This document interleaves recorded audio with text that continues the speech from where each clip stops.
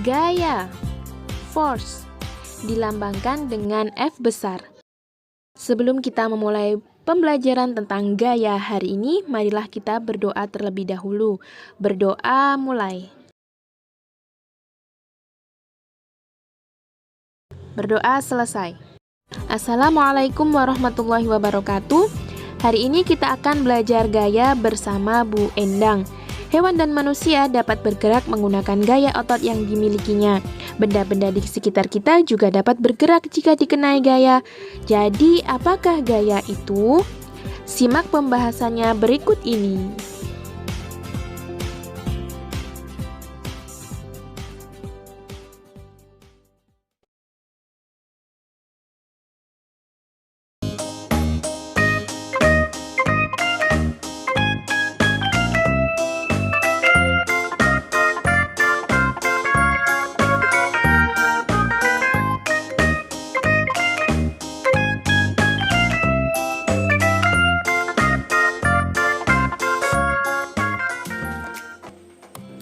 Setelah menyaksikan kegiatan pada video sebelumnya, kamu diharapkan mengetahui pengaruh gaya dalam sebuah peristiwa. Jadi, apa yang dimaksud dengan gaya? Gaya didefinisikan sebagai tarikan atau dorongan. Gaya juga dapat mengubah arah gerak benda serta dapat mengubah bentuk dan ukuran suatu benda. Kalian tentu masih ingat bahwa gaya merupakan besaran turunan. Gaya juga memiliki beberapa satuan. Dalam sistem internasional atau SI, satuan besaran gaya dinyatakan dalam Newton, dilambangkan dengan N besar. Selain Newton, satuan gaya dalam sistem MKS dapat berupa Dyne atau kilogram force, disingkat KGF. Berikut konversi satuan-satuan gaya.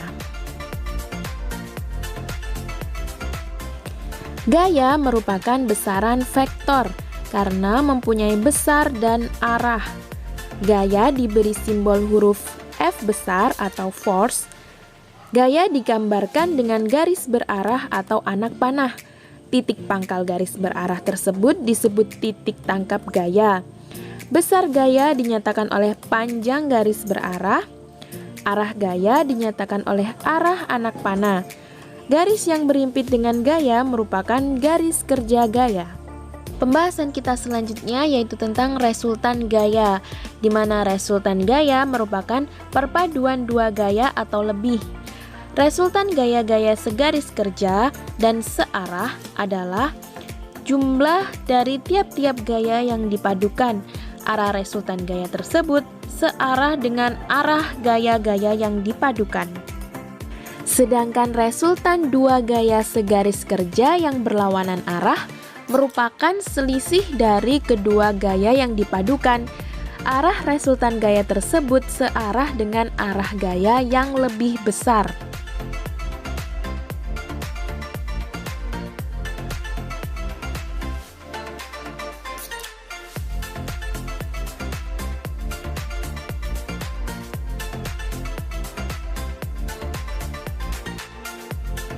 Pembahasan kita selanjutnya tentang jenis-jenis gaya. Apa sajakah jenis-jenis gaya? Berdasarkan kontak antara benda yang mengerjakan gaya dan benda yang dikenai gaya, gaya dibedakan menjadi gaya sentuh dan gaya tak sentuh.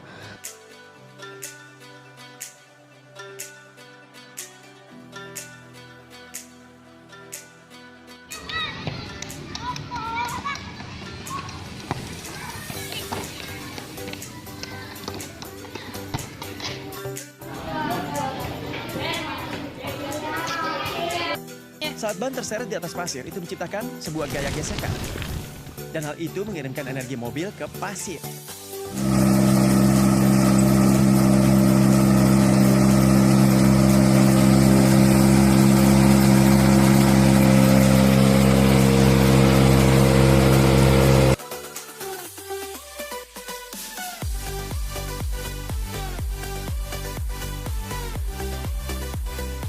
Caranya seperti ini.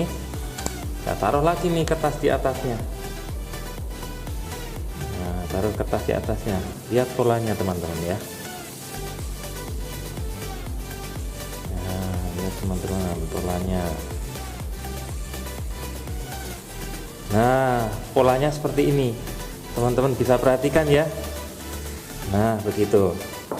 Asik ya belajar magnet.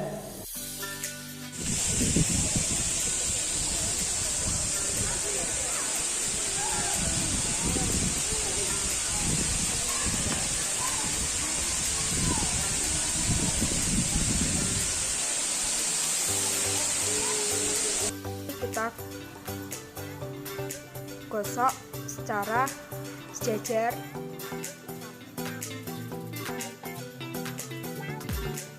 Satunya kita letakkan di atas botol. Satunya lagi kita buat untuk menarik seperti ini.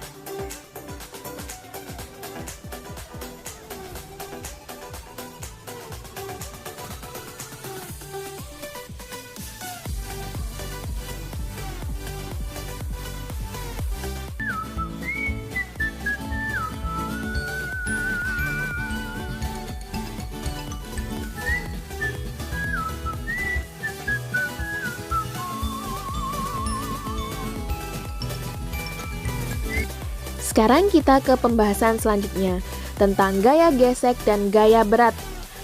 Keduanya memengaruhi gerak benda. Bagaimana kedua gaya dapat memengaruhi gerak benda? Simak penjelasannya berikut ini. Gaya gesek adalah gaya yang timbul karena gesekan permukaan dari dua benda atau lebih. Arah dari gaya gesek selalu berlawanan arah dengan gaya yang bekerja pada benda. Gaya gesek dibedakan menjadi dua macam, yaitu gaya gesek statis dan gaya gesek kinetis. Sir, Gaya gesekan itu apa? mari kutunjukkan.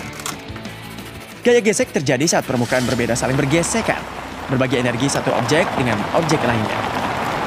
Bahan berbeda memiliki level gaya gesek yang berbeda. Level berbeda? Ya, ayo buat lintasan. Yeay! Baiklah.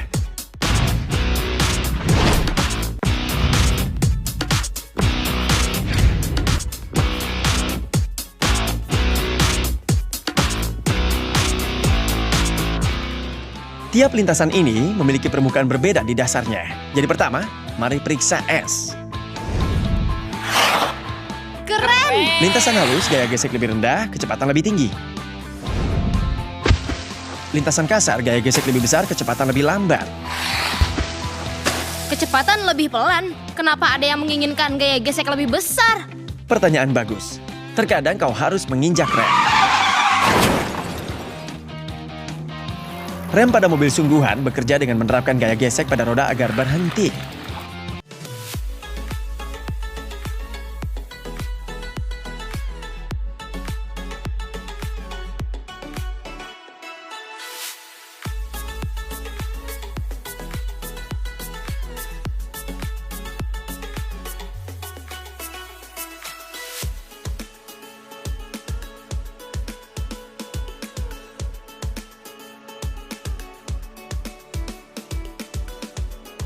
Demikian pembelajaran pada hari ini. Jika ada yang kurang jelas, silakan tonton kembali video ini di channel YouTube ini.